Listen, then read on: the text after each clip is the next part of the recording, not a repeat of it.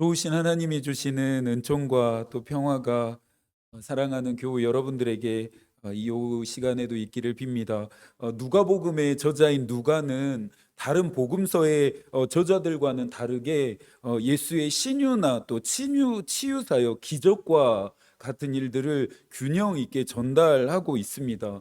의사였던 그는 예수께서 사람들을 어떻게 고치시는지 또 귀신들을 어떻게 쫓아내시는지 특별한 관심을 가졌습니다. 앞선 사장을 보니까 예수께서 갈릴리 가버나움에서 더러운 귀신 들린 사람을 고치십니다. 또한 시몬의 장모의 열병을 고치신 후에 몰려들었던 수많은 병자들까지 치유하셨습니다. 그리고 5장에 와서 온 몸에 나병이 들린 사람을 깨끗하게 하십니다. 그리고 오늘의 중풍병자를 고치신 이야기가 이어집니다.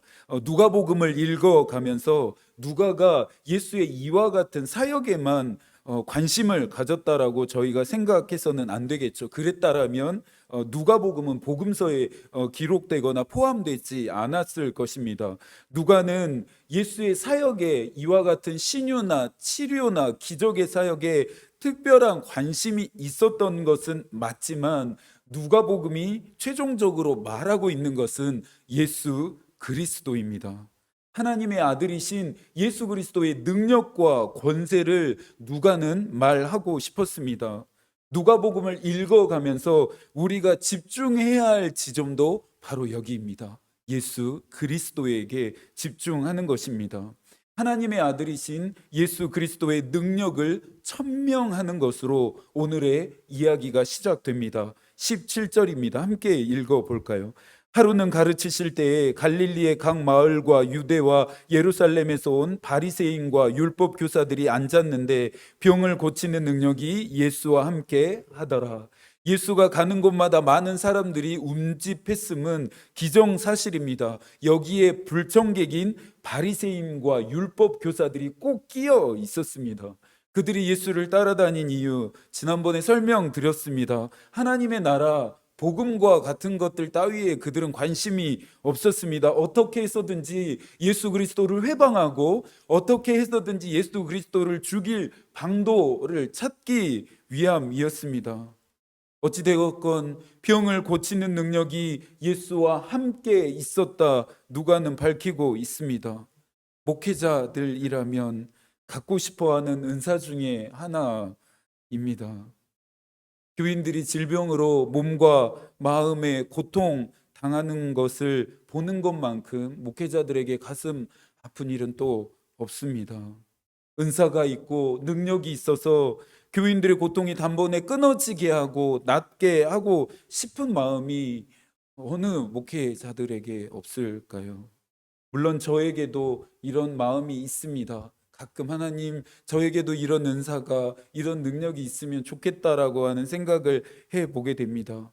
요즘에 한 OTT 채널에서 초능력을 가진 사람들이 나오는 드라마가 인기를 끌고 있다고 합니다.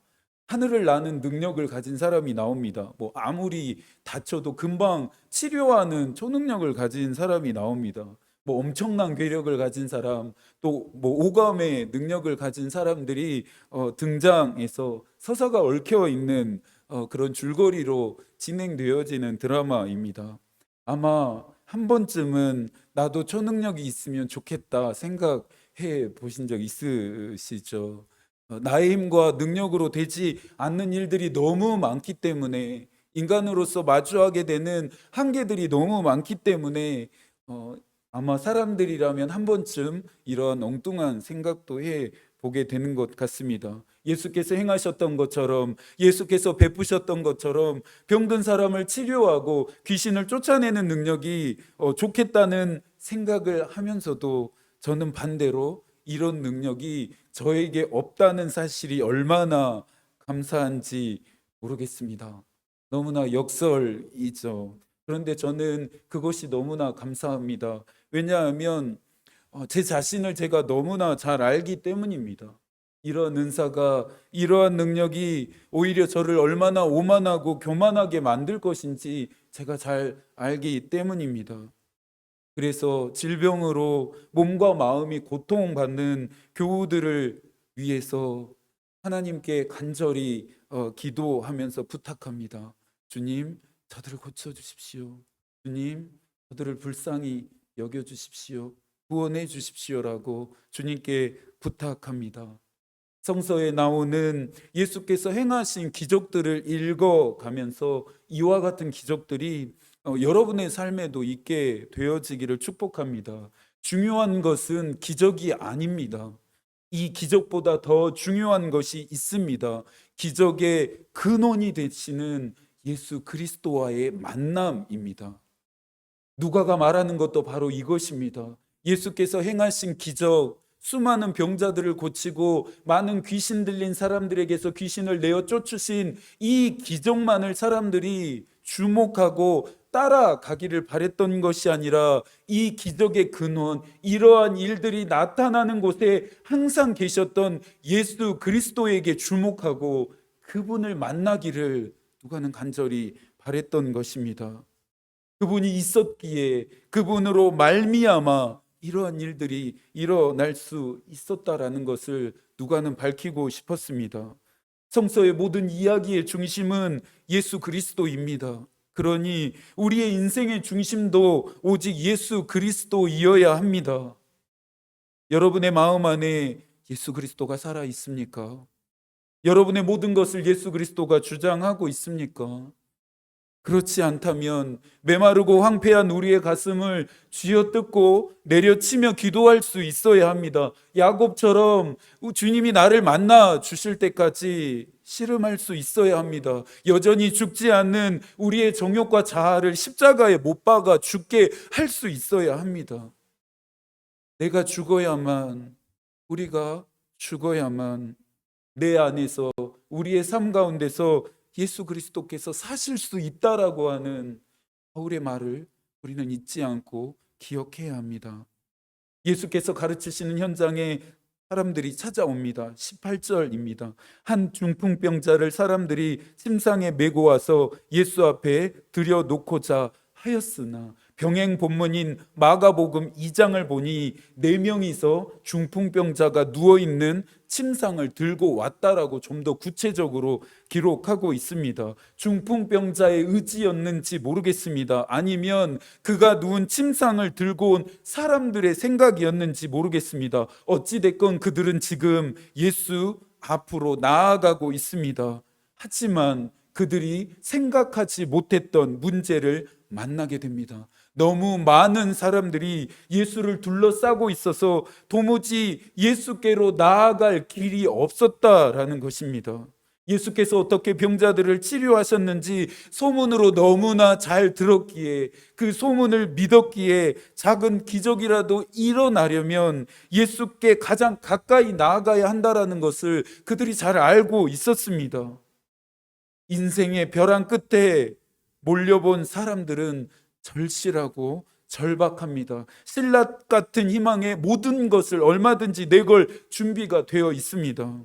중풍병자가 누운 침상을 메고 온 그들도 그랬습니다. 19절입니다. 함께 읽어볼까요? 무리 때문에 메고 들어갈 길을 얻지 못한지라 지붕에 올라가 기와를 벗기고 병자를 침상째 무리 가운데로 예수 앞에 달아내리니, 예수께로 나아가기 위해 그들은 과격한 방법을 선택합니다. 사방이 가로막혀도 솟아날 구멍이 있다는 말과 반대로 오히려 그들은 사방이 가로막힌 상황 한가운데로 내려갈 방법을 선택합니다.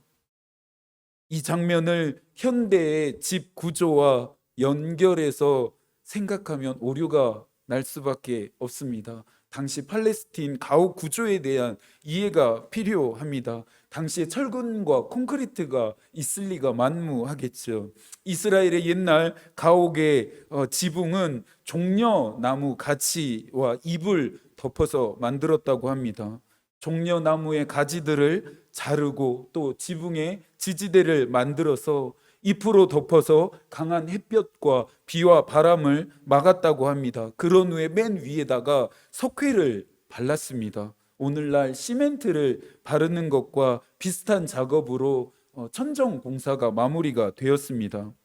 이스라엘의 이와 같은 가옥의 구조를 이해한다면 오늘 이들이 예수께 어떻게 접근하고 있는지 비로소 이해할 수 있습니다. 병행 본문이 되는 마가복음 2장 4절인데요. 무리들 때문에 예수께 데려갈 수 없으므로 그 계신 곳에 지붕을 뜯어 구멍을 내고 중풍병자가 누운 상을 달아 내리니, 오늘 본문 19절에서도 말합니다. 무리 때문에 메고 들어갈 길을 얻지 못한지라 지붕에 올라가 기와를 벗기고 병자를 침상째 무리 가운데로 예수 앞에 달아 내리니, 그들은 예수께 나아가기 위해 지붕에 구멍 정도를 낸 것이 아니었습니다. 아예 기와를 모두 다 벗겨내버리고 지붕을 뜯어내버립니다. 이들이 왜 이렇게까지 해야 했습니까? 예수께 나아갈 수 없었기 때문입니다. 들어갈 길이 없었기 때문입니다. 인생의 모든 길이 다 막혀 있었고 작은 희망조차 이들의 삶 안에는 있지 않았기 때문입니다. 이 장면을 한번 상상해 보시겠어요? 지붕 아래서 지금 예수께서 무리들을 가르치고 계십니다. 위에서는 기와가 벗겨지고 지붕이 뜯겨져 나가고 있습니다. 이 상황이 조용하고 은밀하게 진행되었을까요? 케이크를 자르듯이 지붕이 깨끗하게 잘려나가고 뜯겨지지 않았을 것입니다. 공사 현장을 지나쳐 보신 적이 있으시죠? 시끌벅적했고 또 소란했고 지붕이 뜯겨져 나가는 가운데 발생했던 먼지와 잔해물들로 오늘의 이 현장은 아수라장이 되었습니다. 중풍병자를 메고 온 사람들은 자신의 행동으로 인해 이와 같은 결과가 일어날 것을 예상했을까요? 예상하지 못했을까요? 예상했습니다. 예상하고 벌인 일이었습니다. 목회를 하다 보면 가끔 예의가 없고 무례하고 개념이 없는 사람들을 만날 때가 있습니다. 기분이 나쁘고 불쾌함을 넘어서 정죄하는 마음이 들기도 합니다. 저 사람은 왜 저럴까? 저 교훈 왜 꼭 저러는 걸까? 하는 마음입니다. 그러다가 곧장 그들과 다를 바 없는 저의 모습을 보고 나서 회개하게 됩니다.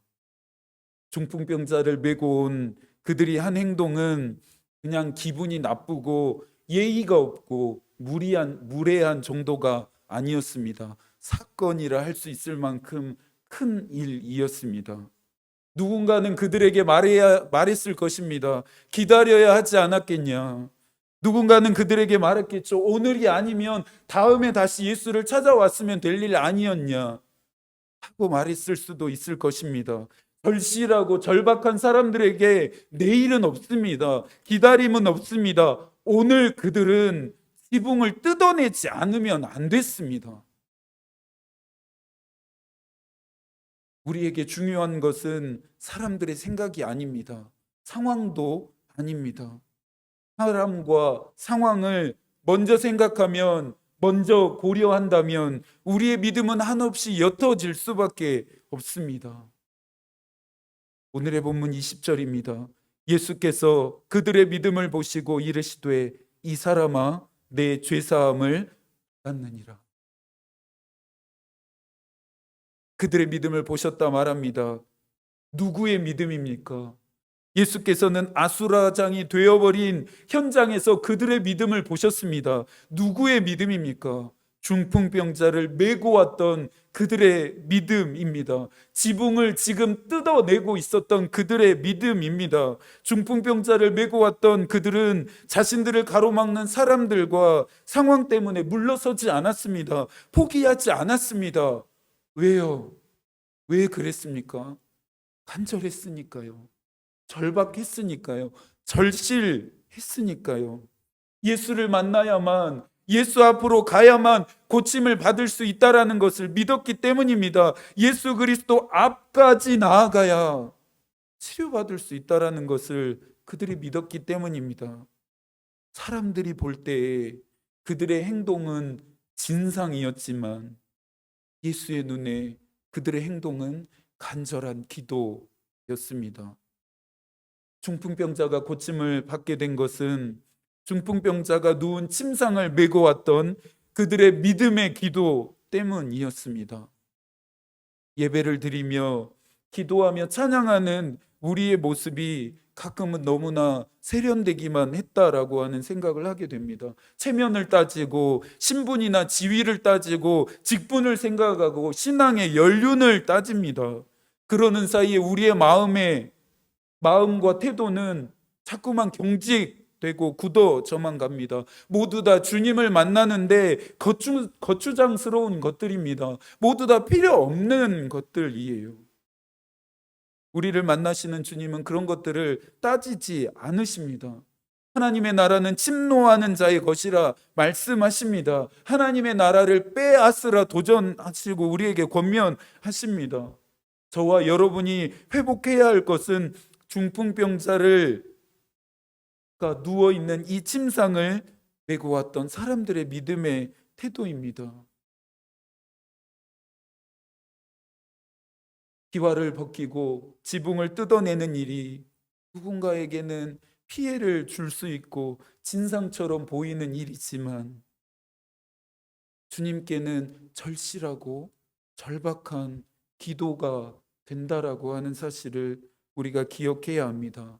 물에 젖기를 바라는 자들은 물속으로 자신을 내던지면 됩니다. 은혜를 받으면 좋고 안 받아도 상관없다 여기는 자에게 은혜는 없습니다.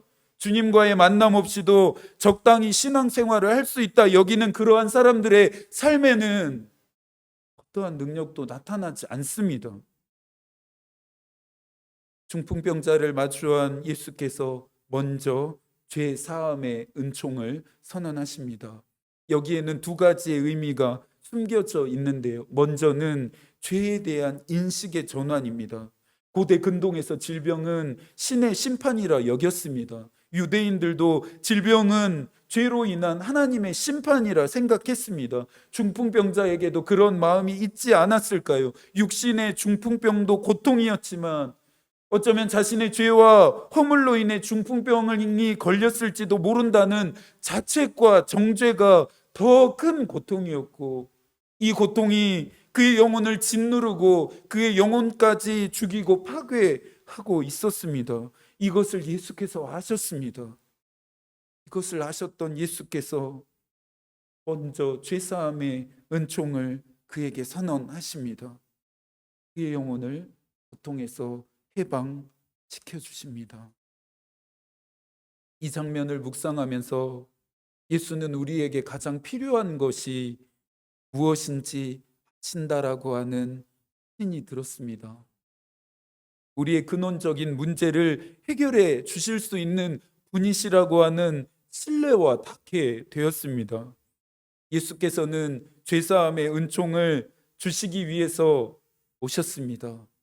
나중에 중풍병자와 그가 누운 침상을 메고 왔던 자들은 중풍병이 낫게 되어짐보다 죄사함이 큰 치료였다라는 것을, 큰 은혜였다라는 것을 깨달았을 것입니다. 두 번째는 죄에 대한 용서의 능력입니다. 21절입니다. 서기관과 바리새인들이 생각하여 이르되 이 신성 모독하는 자가 누구냐? 오직 하나님 외에 누가 능히 죄를 사하겠느냐? 용서의 능력은 하나님께만 있다 믿었던 그들은 예수의 이 말 앞에 그가 신성 모독을 한다 생각했습니다. 율법의 근기를 예수께서 깨트리고 있다라고 그들이 생각했기 때문입니다. 그런 생각을 누가 하셨다고요? 예수께서 하셨습니다. 그리고 나서 예수가 대답하십니다. 24절입니다. 그러나 인자가 땅에서 죄를 사하는 권세가 있는 줄 너희로 알게 하리라.